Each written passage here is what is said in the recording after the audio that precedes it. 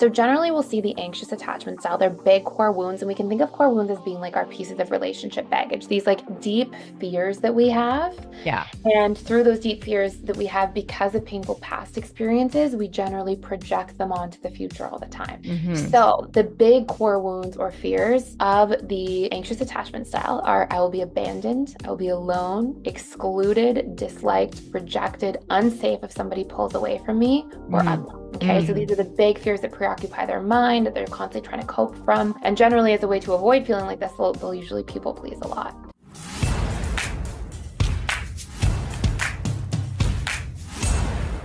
Welcome to another episode of Negotiate Your Best Life. I am beyond excited to talk to you guys and bring this amazing author and psychologist to you. Oh my goodness, Thais Gibson is incredible. She has this diverse background on attachment styles, and this is going to be a game changer for you guys. You are going to want to listen to this episode over and over again. Get your notebooks out, get a pen, just take this time for yourself. Put aside whatever you're doing and listen to this episode. It has been a game changer for me to listen to this. I was so excited to listen to the. I mean, there's so many times that I'm really excited to listen to it, and talk to a guest. But this time, like for me personally, this has been really, I'm so excited to talk to her myself. And I know that you're going to get so much out of listening to her. She is a PhD. She has 13 certifications and modalities and all sorts of things.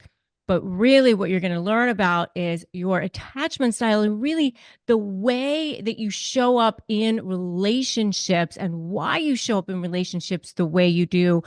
And subconsciously, why you show up in relationships the way you do and how you interact in relationships, not just your personal romantic types of relationships, but every relationship that you have, whether it's a professional relationship, your family relationship, how you interact with your neighbors, your best friend, your whoever in your life. If you're talking to a human being, this is something that you're never going to forget. This is going to be work that you're never, ever, ever going to forget. So thank you, Thais Gibson, for being here. And this is going to be incredible.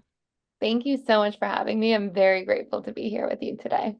Thank you. So let's talk about attachment theory. And um, let's talk about, first of all, how did you even get into this work? Because you have a really interesting story about, what happened to you as a teenager. And I want to talk about that.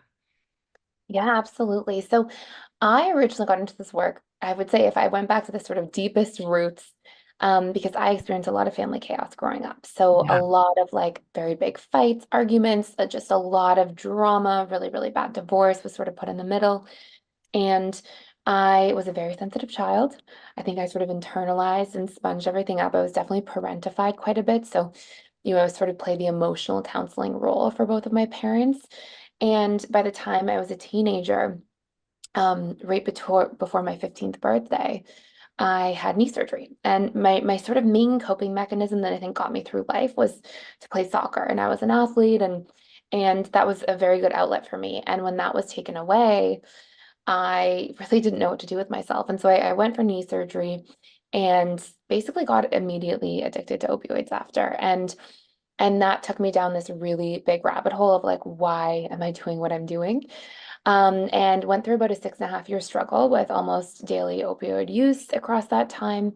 And just like couldn't find a way to get out of that. And it was scary for me because I was so young. I didn't really feel like I had anybody or many people to relate to. And I felt very alone in that process. And I spent a lot of time being like writing things down, like journaling. Okay, I'm going to avoid this person in the hallway that I get them from. I'm going to delete these people's numbers from my phone. And I would tell myself all these things over and over again and then repeat the same processes time and time and time again. And that was like probably one of the harder things is that it's like you tell yourself, I'm going to get better, I'm going to change, I'm going to get sober, get clean. And then you just repeat the same process. And I was highly functioning enough as an addict, at least from the outside, that I made it off to university, did get a soccer scholarship, and was in a psych class. And somebody said to me, your conscious mind can't outwill your subconscious mind. And to me, this was like the biggest light bulb moment I've ever had in my life because it was this explanation of, oh my gosh, this is me every day telling myself I'm going to get clean, I'm going to get sober, and then repeating the same patterns. It's my conscious mind wants that, and my subconscious doesn't. And to me, it was like, well, then how do I learn about that and what that looks like and how that works? And I became obsessed with learning because I was suffering. Like I was in addiction suffering. Like I was not having a nice time. Everything was going wrong all the time. Like I just felt like my life was falling apart.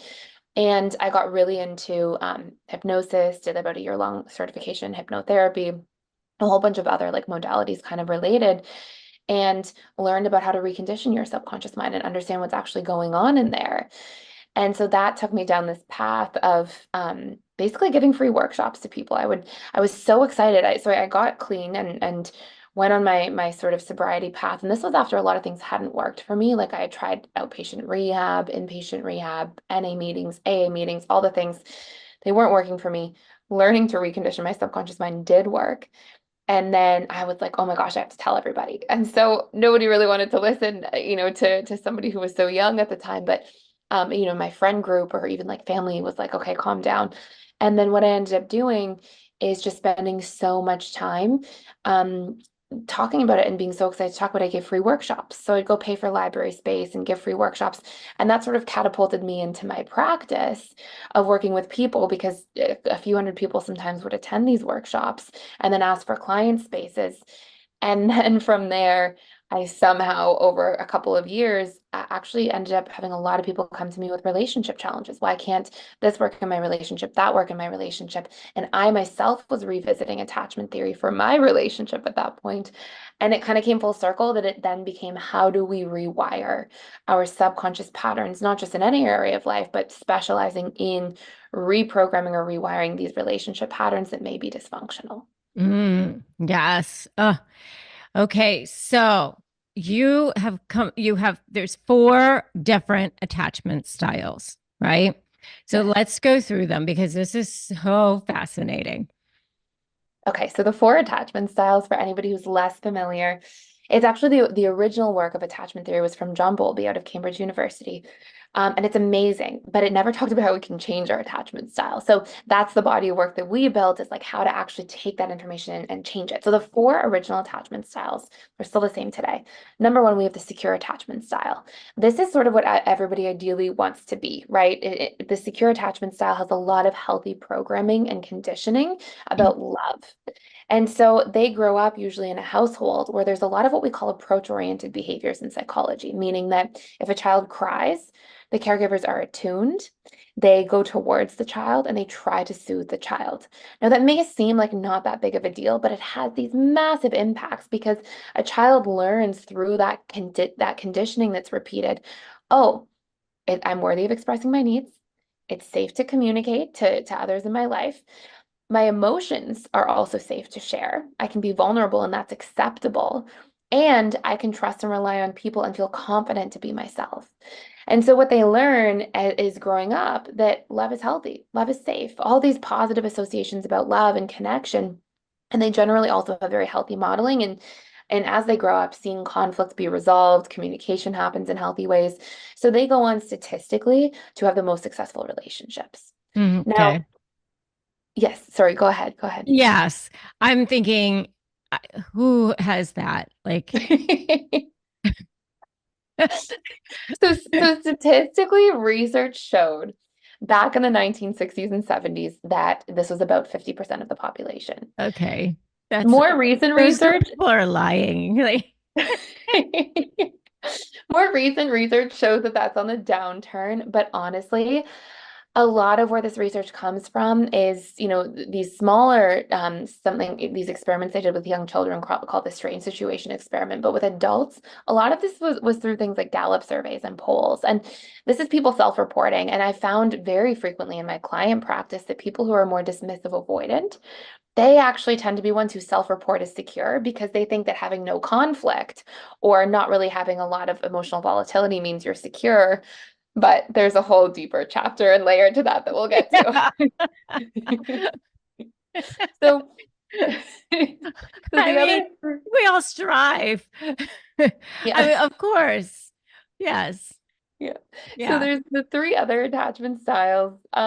These are the three insecure attachment styles. So the ones that tend to statistically have a little more challenges in relationships and have a less of a likelihood of the relationship lasting. So at one end of the continuum, we have And the I'm saying this, I've been married for 24 years, so, yeah. So, so at one end of the continuum, there's the anxious attachment style. And the anxious attachment style tends to be basically really afraid of abandonment. And this is because they either have a real abandonment as a child, so a parent leaves and doesn't come back, but more often than not, it's actually small, consistent abandonments that take place over time. Because how the subconscious mind and gets conditioned or wired is through repetition and emotion. So a lot of small T traumas can basically have the same impact on the mind as one big T trauma. And hmm so in the case of a lot of anxious attachment styles, what we'll see is we can have two very loving caregivers, but they're never really present, for example. So you might see that they're very loving, but it's not that they're not present when they're with the child, it's that they often have an external experience like having to work a lot. So if you can imagine a small child growing up, parents are very loving, but then that love feels like it's always taken away because maybe the parents are traveling for work or they work long hours. Well, that creates this repetition and emotion of the fear of abandonment. So this person grows up to be an adult who's constantly like, oh my gosh, am I going to be abandoned or left alone? Am I not good enough? Am I going to be rejected, excluded, disliked? Those are all their big wounds and sensitivities. And hmm often as a result of this, they'll become very needy or clingy in their adult relationships to try to avoid those things happening. But unfortunately, it's often like sand slipping through somebody's fingers. Like you hold on so tight that it actually pushes somebody away even more. And so they tend to struggle in their relationships under that pretense. Okay. All right. So anxious attachment, that's one. Yes. The Okay. the opposite sort of one in a sense is our dismissive avoidant. Okay. Dismissive avoidant attachment styles grow up in a household where there's generally this overarching theme of childhood emotional neglect.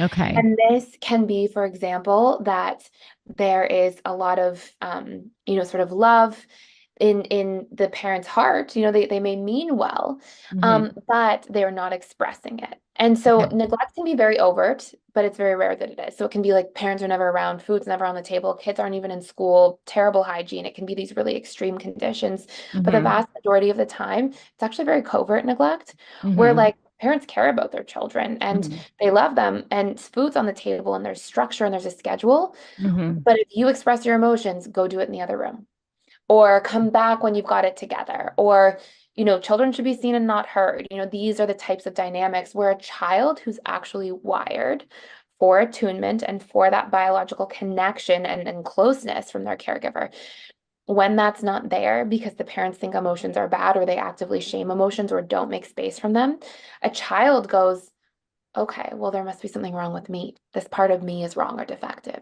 They hmm can't conceive of, oh, my parents are emotionally unavailable.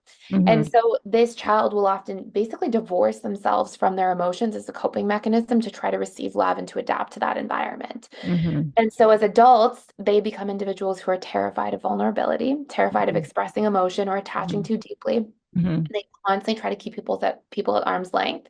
And they've Right. usually coped from that kind of childhood by trying to basically, not get too close and to stay hyper independent because that's how they had to be in their childhood to feel safe and okay under those circumstances. Right.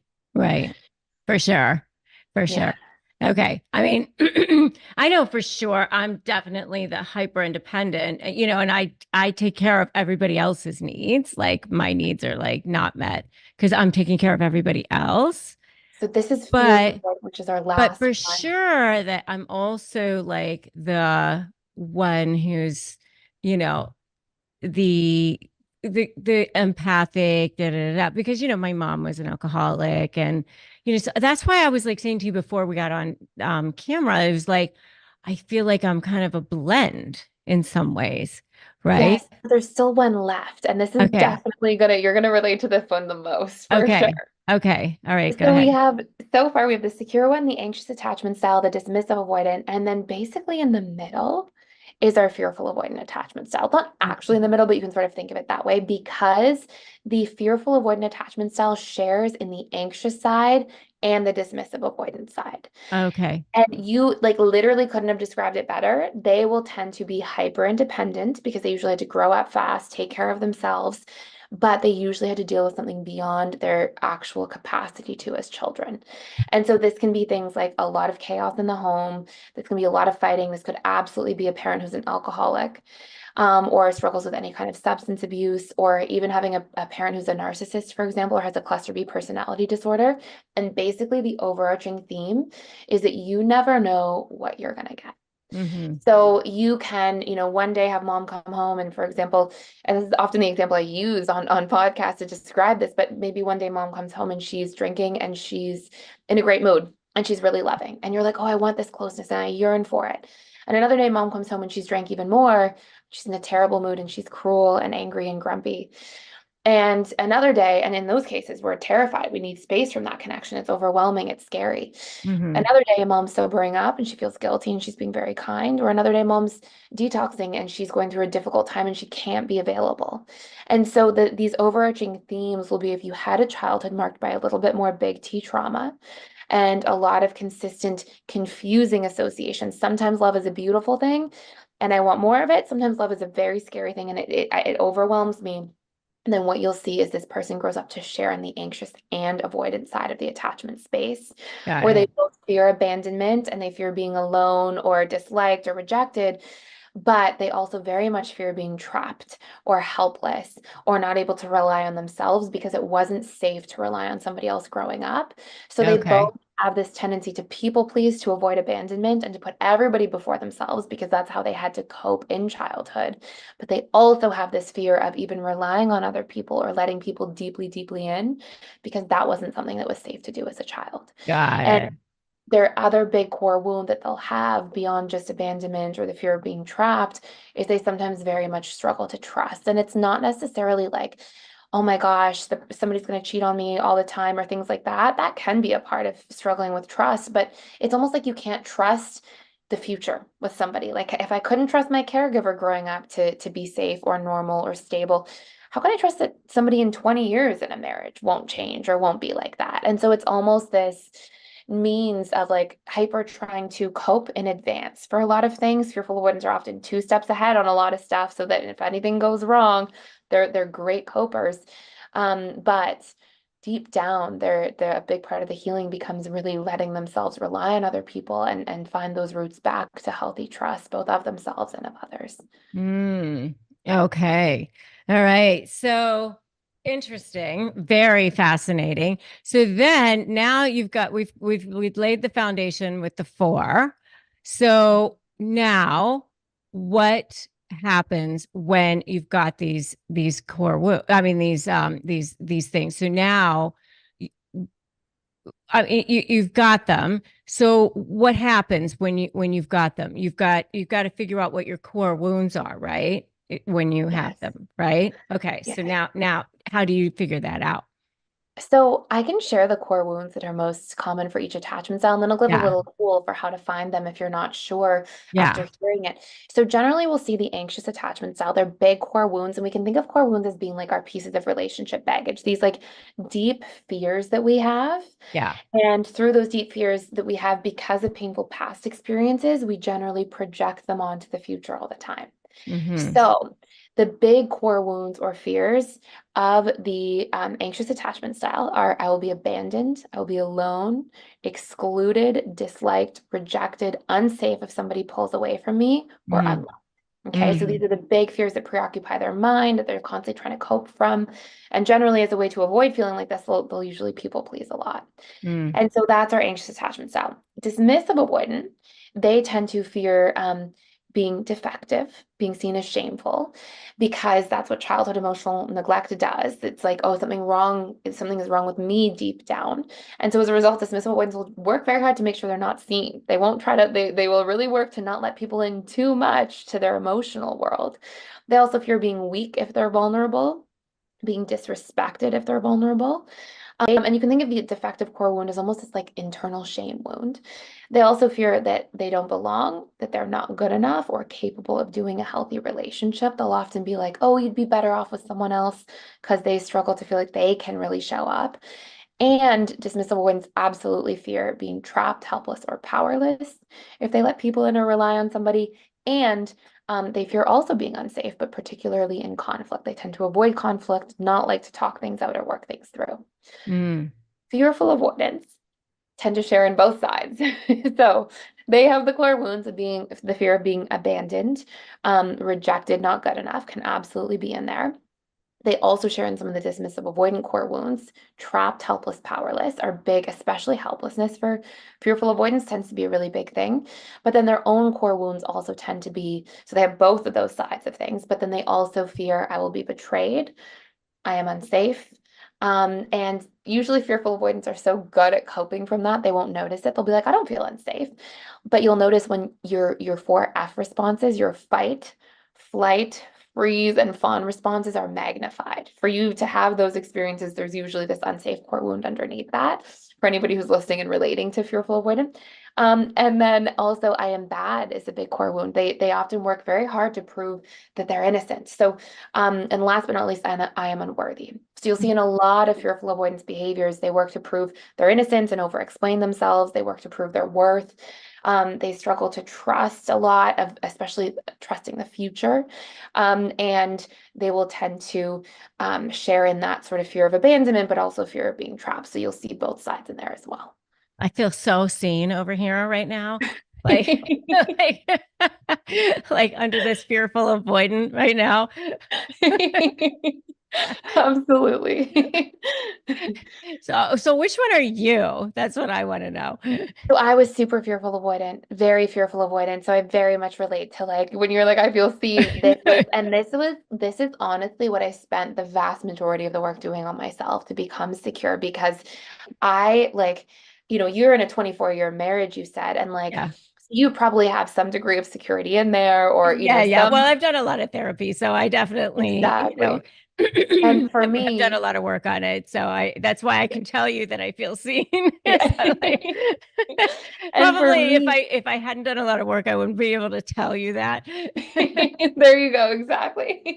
And for myself, I couldn't have until I did a lot of work on this, I couldn't sustain a healthy relationship. Like I wouldn't have qualified for a 24-year marriage. Yeah.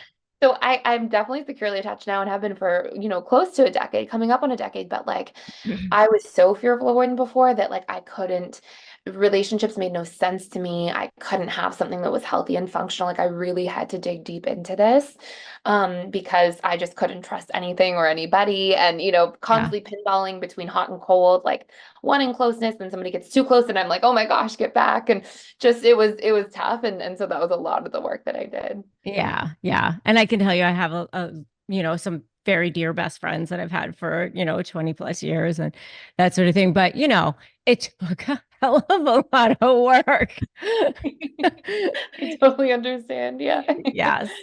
But, it's not easy stuff, but it's definitely worth it. It's definitely Oh worth my it. gosh. Yeah, Yeah. absolutely. And So, that's like the system we built was really what came from a lot of my own work here is like we have these six major components of what it takes to become securely attached and what we have to rewire at the subconscious level. And the mhm. core wounds are first really big part of that. Yeah, for sure, for sure. So, okay, let's go through the next part. So, what's next after this? You figure out what your core wounds are, Yeah, and how. I mean, what do you do about it? I mean, great what's question. next? Great question. So we now work to rewire these things because there's basically five major parts of what we have to do to become securely attached, and it involves reconditioning each of these five things. So the first is reconditioning core wounds, and I'll come back and give a tool for how to do that.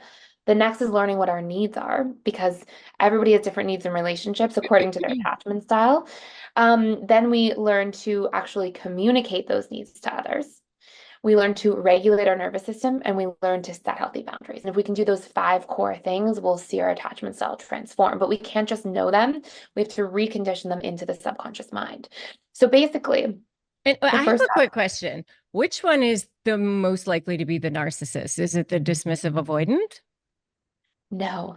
It honestly tends to range. It generally can be the dismissal avoidant, but it can actually be the fearful avoidant as well. Now, to be super clear, Okay. not all fearful avoidants are narcissists by any means, but if you notice narcissists, they actually have an anxious side to them, right? They constantly need narcissistic supply, and they have a dismissive avoidance side where they will discard people and they will sort of shut down and do these different things. Now, fearful avoidants do not have to be narcissists by any means. In fact, most fearful avoidants are very empathetic, like too empathetic to a fault where it burns them out, put other people before themselves rather than try to exploit them or manipulate them. Generally, will actually try to manipulate themselves to please others rather than manipulate somebody else. So there's some huge, stark differences between a narcissist and a fearful avoidant attachment style. And you'll see as well, like fearful avoidants are not grandiose. They tend to, put other people on a pedestal rather than themselves, if anything. So there's these huge marked differences, but a narcissist, somebody with actual narcissistic personality disorder, they tend to often have a fearful avoidant attachment style because they share in both the anxious side and constantly needing the attention and supply, and the avoidant side of shutting down, discarding, shutting people out. So, not all fearful avoidants are narcissists at all. Very, very few and far between. But often narcissists are most likely to have the fearful avoidant attachment style. Interesting. Okay. Very fascinating. So, Yeah. okay, let's go back to what you were saying about what to do about it. Yes. So the first thing is we have to realize that these core wounds or these ideas, we're not born with them. They get conditioned into us through repetition and emotion over time. And if you look at sort of the science at a very baseline level of neuroplasticity, we get these wired in patterns through repetition and emotion. So if Mhm. somebody is constantly exposed to somebody, who's telling them they're not good enough and criticizing them, the repetition and emotion will fire and wire this idea, okay, I'm not good enough. So we have to rewire these things. I'll share a really easy starter kit tool because there's lots of different ways to reprogram your subconscious mind. But one thing is you take the core wound, step one, and find its opposite. So I'm not good enough, I am good enough. Okay, I'm unloved, I'm lovable. I'll be betrayed, I can trust. So we find the opposite of the core wound. Step two, we have to come up with 10, because it gives us the repetition to fire and wire, 10 pieces of memory for times we actually felt good enough. Now, why do we Mm. use memory? We use memory because the conscious mind speaks language. Okay. So if I say, whatever you do not think of the pink elephant. You probably saw a pink elephant. So Right. the conscious mind uses language. The subconscious mind speaks in emotion and imagery. It's part of why I don't really love affirmations, because affirmations are just your conscious mind speaking to your conscious mind. Your Mm. conscious mind is never waking up choosing to say, today I'm going to tell myself 400 times that I'm not good enough and see how I feel. It's Right. subconscious pre-existing ideas we have about ourselves that have been conditioned in. So we need to Got speak to it. the subconscious mind because that is where the problem lies. So memory is the container of all emotions and images. If I were to say, Rebecca, tell me your favorite childhood memory. And let's say you were like, oh, it was me playing with my friends at recess. You might see the images of your friends. And you would, as you tell the story, you might smile. You'd recount the memory, and memories are literal containers of images and emotions. So, what we do is for step two, we come up with 10 memories because then it speaks emotion and image to our subconscious mind. So, 10 memories that oppose the core wound. So, I'm not good enough. I am good enough. Step one. Step two, I was good enough when I graduated from this school, or when I showed up this way as a friend, or when I showed up this way in my marriage, or when I read this book and learned about myself. And times where we actually can see and feel being good enough. Then step three, we record this somewhere, especially into like something convenient like our phone. And we listen back to this for 21 days because neuroplasticity research shows us it takes about 21 days to create those new neural pathways that can be strong enough that they actually are hardwired in there as old neural pathways atrophy over time. And now what we're doing is we're taking these terrible ideas that we've had about ourselves for a very long time. I will be abandoned. I can never trust. I'll always be betrayed or trapped in the wrong relationship, or something's wrong with me at my core. These terrible, painful ideas that came from relationship trauma. And we are rewiring them so we can leave them in the past where they belong. And this is a huge first step to going from insecurely attached to securely attached, because when you look, these core wounds are the big things that sabotage our relationships. They're the things that cause us to be triggered, overreactive, sabotage, accidentally push people away. So by dropping these old stories through this tool, it's one of the first big steps on our path to becoming securely attached.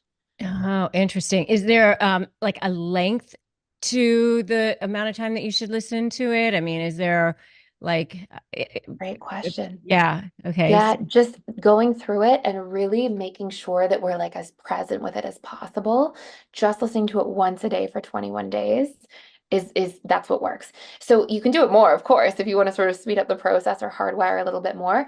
But the idea is that especially if we do it in the morning or evening, so like first thing when we wake up or last thing before we go to bed, we're in a more suggestible state. So suggestibility is this concept that comes out of hypnosis, where when we're producing more alpha and or theta brain waves, our brain is actually more likely, our subconscious mind is more open to suggestion. And so if we do it first thing in the morning, as long as we are seeing the images as we're listening back to it and feeling the feelings, that's really what's hardwiring it in there more deeply. And so just doing it once a day for that 21-day period will move the needle. So, but it doesn't have to be like once a day for 30 minutes or 5 minutes Yeah, or 10 minutes. It doesn't, it's just you like, so there's no like minimum amount of time. exactly. Exactly. It's Okay. just getting that 10 pieces, that Okay. repetition 10 times, and Okay. the feelings and the images in there. Okay. Interesting. All right. Great Fascinating. question. All And right. the second piece, do we want to go through the Yes. five No, I major do. areas? All of it, Okay, please. perfect. Yeah. So the second major piece is that oftentimes in relationships, we don't know our needs. Hmm. And this may not be true for somebody like yourself who's in this space or in this world of personal growth and healing, but for the vast majority of people, they have no idea what their needs are or that they even have them. And each attachment style tends to have different needs. Oh, And please go through them. Yes, please. yes. And it's funny because you can imagine, like, I don't know if you've had this experience, Rebecca, but when I look back on prior to learning this, I would always try to give people what my needs were, which sometimes stopped me from seeing what their needs were. Yeah. And yeah. And so if you take a look, for example, anxious attachment styles, they really need validation, reassurance, consideration, clarity, certainty. They really need certainty. Like if somebody makes plans, follow through. If they change, if they cancel plans, make them again. They need to feel wanted, prioritized, important to their partners. Those are the big ways that they feel really loved. Okay. Dismissive avoidance, on the other hand, needs something totally different. They need their freedom, independence, and autonomy to be respected. They very much need to feel like there's a sense of respect in their relationships.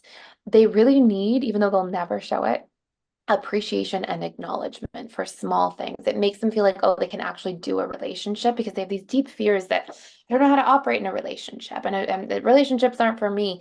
So when they get that positive reinforcement, oh, hey, I noticed you put in an effort last week doing this, or I noticed you showed up this way, it lands extremely well for them. They also very much need, and these are often the things that they really infatuate with, empathy. Mm. Acceptance is probably the biggest need of all, and support. And those things, that's how they lower their guard. That's how they let people in. And that's how, honestly, a big part of how they fall in love. And fearful avoidance, they tend to need some of each side as it stands. So they do need to feel like important and a priority, but they also really need to feel like there's a sense of depth in their relationships. They don't do well with surface level things. They need the 4 C's of trust so that they can learn to trust, which are consistency, congruency. Okay, so what I say and what I do line up because they fearful when sniff Yes. out everything. And they Yes. the moment your story changed or you said one thing one day and changed it the next, they're like lie detectors, fearful avoidance. Mhm. So consistency, congruency, consideration, knowing that their feelings are being taken into consideration and that they're seen and heard. If somebody's checking on how they feel, that really helps them feel like they can trust. And context is the last C of trust. If I say, hey Rebecca, I'm canceling our afternoon lunch. See you later. that's a lot different than if I say, hey, I'm canceling the afternoon lunch. I'm really under the weather. I'm so sorry, but I really would like to see you again. Let's plan for next week. So context, like giving a bit of a why behind things is a big part of what helps fearful avoidance trust as well. Mm. So besides those things, they also need a deep sense of connection, like that depth and intimacy in relationships. And they also need independence, freedom, and autonomy to be respected, and the sense of having control to make their own choices and decisions. So, what happens a lot of the time is people will love just as they need. So, for example, a fearful avoidant could try to love a dismissive avoidant through depth and intimacy. But sometimes, the dismissive avoidant, they're really going to feel loved through acceptance or empathy. And those are the things that they may be seeking. So the step two here, so after we reprogram core wounds, step two is we need to learn what are our needs. And we actually need to learn how to give them to ourselves so that we can self-soothe. That's a big part of how we self-soothe. But then step three is how to communicate them to others. Needs are like the lifeblood of relationships. And I would actually make a really strong argument that they go way further than love languages. You hear probably a lot about Dr. Gary Chapman's love languages. Yes. I have a big quality time love language, but if I sit and watch Netflix with somebody or versus have a deep conversation with them, that need for deep conversation, for intimacy is going to go way, emotional intimacy and connection is way more important than just the love language of quality time. It's what we're doing in there, how we're exchanging needs that really matters. So needs are the biggest way that we give and receive love. And so what we have Hmm. to learn to do is meet our own, but then also communicate to others what ours are so that we can actually feel seen and heard and connected and loved by people in a relationship in a language in a sense that actually works for us. Yes. Oh my goodness. So interesting. So interesting. Really, and obviously the secure attachment should they don't need anything because they're already good. They have needs as well, of course. A lot of their needs, a lot They're of their good to needs are go. they're fine. Who cares about them? But a big part of them, they need harmony, they need consistency, they need thorough communication and openness in their relationships, and they also need connection and a good bit of autonomy, but their needs are generally things that they always build into their relationships naturally, and they generally tend to really vet for partners quite well who will give those things anyways. Yeah. Like the Dalai Lama. So funny. So, so far, those three big things are reprogram core wounds, learn your needs yourself and how to meet them, and then learn how to communicate them to others. And then the last two big pieces are doing emotional regulation. So a lot of insecure attachment styles are spend a lot of time in sympathetic nervous system, which is like our fight or flight mode. And so doing things like a daily breath work exercise or meditation, just things to get you used to being in your body instead of always being in a state of chronic doing and helping regulate into parasympathetic, which is more like rest and digest mode. That can go an extremely long way. That can just be like a morning or evening practice that's simple. And that helps us really reconnect and feel safe within ourselves. And then last but not least, making sure we set healthy boundaries. People often think that Ah, boundaries are so good. yeah, people often think that boundaries are like a separation, but they're a joining. If I say my true yeses and nos to you, I give you the opportunity to know who I really am and to connect with you without a mask on of trying to people please or show up in a certain way. And so boundaries are actually our opportunity between two people to connect to each other's truth because we have true yeses and we have true nos. And if we're hiding those or covering them up or shoving them under the rug in the name of people pleasing, we're actually really just trying to connect with people with a mask on. And that's going to lead to resentment long term and burnout and frustration or overwhelm. And that's a huge part of becoming securely attached is learning what our boundaries are and how to properly convey them to people in relationships. Yes. Oh my goodness.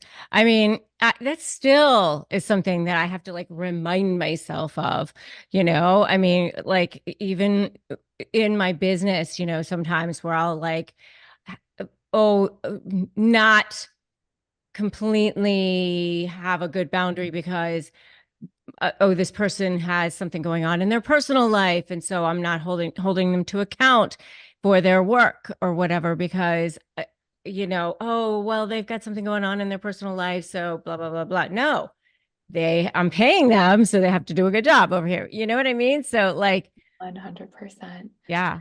It's so crazy, and I'm curious if this is something that you experienced. So when I first started my practice, I was young, like very young, probably a little too young to be working in the field already, but I thought I did a good job with boundaries. I thought I was like, had come a bit of a long way, doing well. And this snuck up on me so much, reminds me so much of what you just said, is because I'd done so much healing up until that point. I would tell myself, clients would sometimes be like, Thais, please, I know your schedule's packed. Please take on my brother. He's going through such a hard time. Oh, He can that only was meet another you at one. 9. Yes. Yeah. And he can Yeah. only meet you at 9 p.m. on a Friday. And I would say yes to all these things because I would justify, well, I've done so much healing. I'm great. And they're in pain. So even though I came a long way on boundaries, when somebody I thought was in more pain than me was going through something, I would use that as an excuse to then violate my boundaries because, oh, they're in pain and I'm good. And over time, I just became the one in pain and moving into Yeah. burnout because I would justify that. And it's funny because like I had done so much boundary work and finally I realized like, wait, there's no justification for violating your boundaries. You like have them or you don't.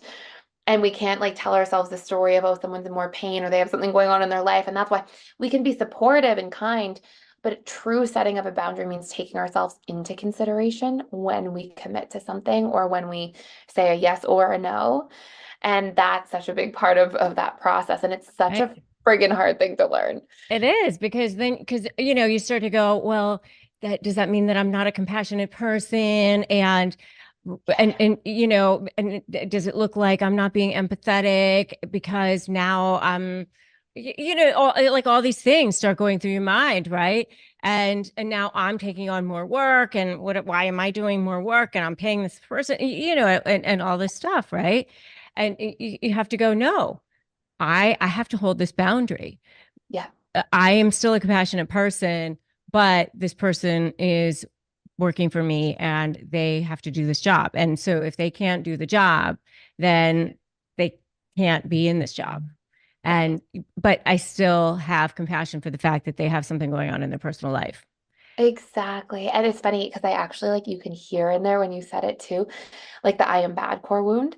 Like, Yeah. oh, what if they, am I not a compassionate person? Am I a bad person? It's like the deep Exactly. But underlying you, story. I still have to go through the steps in my mind though, right? Exactly. Okay, but no, I'm still a good person and da da da. Da. Yes. Okay. Yes. But I go through the thing and yes, I am. Da da da. Da. Okay, good. Hold them to account, hold my boundary, blah. Exactly. Yeah. And something that was so helpful for me too, this was such a hard lesson for me was I had to do so much reprogramming on I am bad because I was so afraid to like hurt someone's feelings or like Yeah. cause somebody's pain that I would just take on everything myself. And then eventually what happens is your bandwidth yourself shrinks and then you can't show up the way that you want. And so Yeah. that I had to do a lot of reprogramming on I am bad core wound to then feel like, okay, it's okay to take up space. It's okay to set boundaries. And that Yeah. was so helpful in terms of that healing, but that was part of my fearful avoidant journey for sure. Yeah. Yeah. But now I do. Now I do hold them to account and I do the thing and I feel good. I feel fine with myself. Yeah. But it's still the thing that I have to consciously walk through Yeah. sometimes. Yeah. Right. Exactly. Exactly. Yeah. So that's why I said when you said that, I'm like, oh, I feel so seen. I feel like these things, when we really dive into them, they really hit home. Like you're like, wow, I really can see where these patterns come from. Yeah, for sure, for sure. But I think that that's where showing up and being vulnerable about it and saying, "Hey, I'm human," and none of us get out of this human thing without some sort of something. I mean, that's part of the experience, right? I Absolutely. mean, and so I think that by sharing our experiences, it just helps. And all of us are on this journey. And by saying, hey, here's something that you can use, do the meditations, I mean, I don't know if you use the word auto suggestion here, but I mean, that was something that I heard you say in different podcasts. And I think that that's a way that you can start to, you know, reprogram your mind. And it's easy to do. Absolutely. And so that's exactly what that is. The core belief reprogramming, it's auto-suggestion. It's a form of belief reprogramming. It's that exercise we talked about earlier. And like Yeah. taking the time to really do that for somebody like to go through that process is so powerful because you're giving that love to yourself.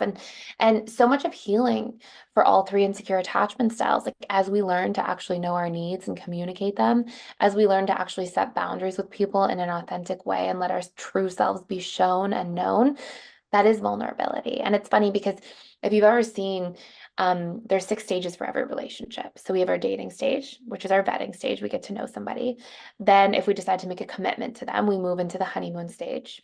Mm, And then, inevitably, every relationship, even between two securely attached people, goes into a power struggle stage. mm, And our power struggle stage is where all of our stuff gets magnified. And if we make it out of the power struggle, we go into the stability, commitment, and bliss stages. And the bliss stage is like the honeymoon stage, but where you deeply know somebody instead. And to make it through the power struggle stage, the rite of passage is vulnerability and acceptance. And we can't move out of that space and heal and become, securely attached to another person if we're not willing to say, hey, these are my needs. Or, hey, these are my fears and my wounds. Like, I actually have to communicate them and share them with somebody. And I can remember doing this work myself with my now husband, and we've been together for like coming up on 10 years. And the first time I communicated my needs, so I did all this healing and all this work on my own, a lot of like core wound reprogramming, things like that. Was very single for quite a few years, launched my practice, and then got into a relationship with him that became more serious. And I was like, I have to be vulnerable. Like I have to communicate my needs and actually share them. And I remember thinking it was the scariest thing ever. Like I remember like where I was sitting, I couldn't even look at him when I was saying my needs because it felt so like vulnerable. And what had happened is we had made plans and he had kind of changed something and then changed it again. And I deep down was feeling like really insecure. I was like, oh, does he not care? And I was driving and we were talking and I said, I actually really need to know that you care because there's been some inconsistency lately, and it's hard for me to like really let you in and also invest if I feel like you're not here too. And I remember being like terrified, like absolutely petrified. And he was like, it was such a good conversation. Like it was so well received. And he was like, oh my goodness, I care so much. And here's what was going on for me. And da da da. And he actually opened up and said, like, sometimes I feel like you're not fully in it, and I'm nervous to also care. And it was this huge breakthrough. But I mm, think when we come from a childhood or background where we had to grow up too fast or we were parentified or we didn't have space for our needs to really be seen and heard, there's this deep subconscious belief like I can't communicate my needs. Like it's not going to work. It's almost like an unknown. Like you don't even realize that you're not doing it. But I saw this in my own life and my own healing. I saw this with every client or student that came through a program, like 99% of the time, as long as you're vetting the right person. Like if you know your parents are narcissists, for example, don't communicate to them your deep, vulnerable things, have your boundaries. But for the vast majority of the time, you're going to see that when you actually do communicate vulnerably and kindly and you frame it in the positive. So you say, hey, I need a little more of this in the relationship instead of you never do this, you don't, when we positively frame it, it's very well received. And it's so healing to actually go through that process and have that conversation with somebody because it's like, oh, I can take up space. Like I can be seen and I can be known. And it's a journey and it's a process and it will feel scary at first for people who are starting down that path, but it's also one of the most heart healing and rewarding experiences to go through to know that like you can actually show yourself and share yourself and it can be loved and received by somebody else. yes. So beautiful. Um, and so do you have meditations that you offer people too sometimes, right? As well. Yeah.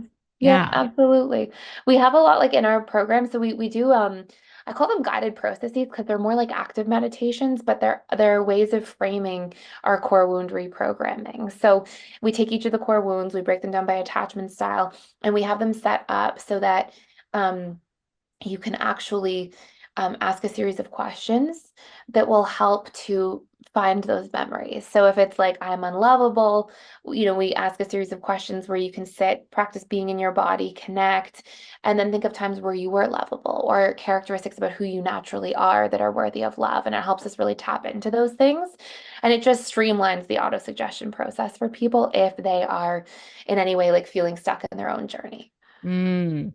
And you have a book as well. Tell us about your Yes. book. Yeah, so the book is called Learning Love. And it's really about the roots of it are like learning to love ourselves first and then learning to take that more securely attached relationship to self and bring that into relationship with others. And it covers a lot of those major things we talked about, the core wounds and the needs and the communication and the boundaries and the emotional regulation pieces. And it gives throughout the book different exercises that we can go through, different little worksheets or things that we can write down to just help us actually recondition those things so that they reach the subconscious level of mind instead of just being a conscious knowing. It's like an actual subconscious embodiment of becoming that part of ourselves. Mm. And just tell us about your school. And I mean, you've worked with like 30,000 students or something. Tell us about that. Yeah, thank you. So we have had 35,000 students to date come through our programs, and we basically do these boot camps of like becoming securely attached. So we have a whole bunch of different courses in there on a variety of different topics, but the main thing people come in for is this 90-day boot camp to become secure. And we have like a guided roadmap of the courses to take. They're like video modules and worksheets and exercises. And then we have a ton of support. So we have Monday through Saturday, a daily peer support group if you have questions or need help on your journey. And then we have webinars every day. So I do them Thursday, Friday, Saturdays. And we have other counselors and coaches who do them Monday through Wednesday.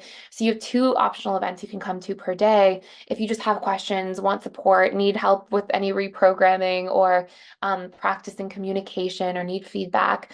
And so it's really well mapped out that everybody can come in and kind of have that community, that support system, but also the learning and growth. And it's all personal development for your subconscious mind. So it really seeps in there to the roots. So how do people find you and find out about this? So it's at personaldevelopmentschool.com. And if anybody ever wants to check it out for free, we do free trials for people so they can go in and poke around and see if it's a good fit for them. So it's personaldevelopmentschool.com/free trial. Oh, very, very cool. So everybody can go check that out. Is there anything else that you wanted to share or tell anybody about or um leave anybody with here today?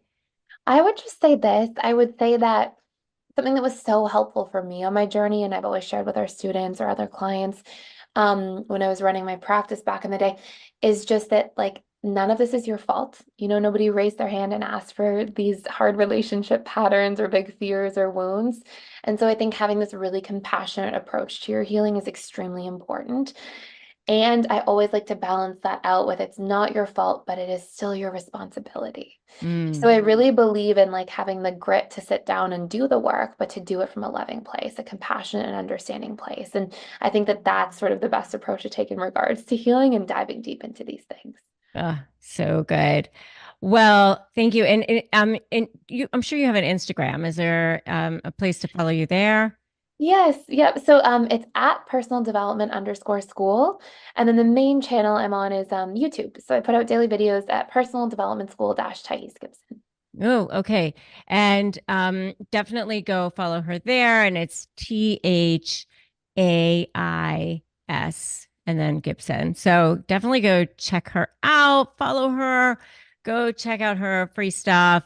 Really, really fascinating. I mean, was this not amazing? I mean, amazing. Thank So you so much. thank you. Thank Thank you for you. having me, and you're a wonderful host and really appreciate being here. Thank you. Oh my gosh, so good.